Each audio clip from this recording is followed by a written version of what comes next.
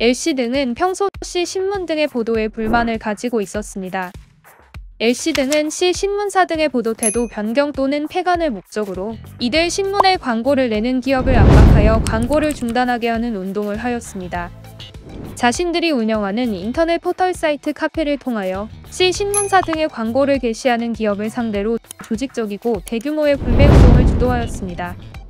나아가 광고주들에게 지속적, 집단적으로 항의 전화를 하거나 홈페이지에 항의글을 게시하는 등 다양한 방법으로 광고 중단을 압박하였습니다. 이처럼 특정 신문에 광고를 게재하는 광고주들에게 소비자 불매운동의 일환으로 광고 게재를 중단하도록 압박했다면 위력으로 광고주들 및 신문사들의 업무를 방해한 형법상 업무방해죄에 해당할까요? 결론부터 말하면 광고주들에 대하여는 업무방해죄가 성립하지만 신문사들에 대하여는 직접적인 위력의 행사가 있었다고 볼 수 없어 업무방해죄가 성립하지 않습니다. 소비자 불매운동은 본래 공정한 가격으로 양질의 상품 또는 용역을 적절한 유통구조를 통해 적절한 시기에 안전하게 구입하거나 사용할 소비자의 재반 권익을 증진할 목적으로 행해지고 이는 헌법 124조에 따라 보장됩니다. 한편 일반 시민들이 특정한 사회경제적 또는 정치적 대의나 가치를 주장, 옹호, 짐작시키기 위한 수단으로 소비자 불매운동을 이용하는 경우도 있습니다. 이 경우에는 헌법 제21조에 따라 보장되는 정치적 표현의 자유나 헌법 제10조에 내재된 일반적 행동의 자유의 관점 등에서 보호받을 수 있습니다.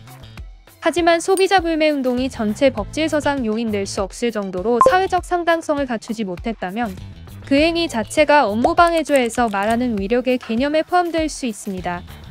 법원은 LC 등의 광고 중단 압박 행위는 광고주들에 대해 업무방해죄가 성립한다고 봤습니다. LC 등이 벌인 불매운동을 광고주들의 자유의사를 제압할 만한 세력으로 위력에 해당한다고 본 것입니다. 한편 신문사들에 대한 업무방해는 달리 보아야 합니다. 업무방해죄의 위력은 원칙적으로 피해자에게 행사되어야 합니다. 위력 행사의 상대방이 피해자가 아닌 제3자인 경우에는 실질적으로 피해자에 대한 위력의 행사와 동일시할 수 있는 특별한 사정이 있는 경우여야 합니다.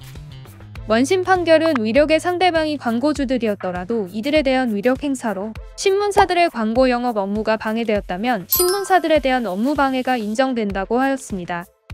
하지만 대법원은 LC 등의 행위로 신문사들이 실제 입은 불이익이나 피해 정도, 그로 인해 신문사들의 영업활동이나 보도에 관한 자유의사가 제압될 만한 상황에 이르렀는지 등에 대한 구체적인 심리가 필요하다고 보았습니다.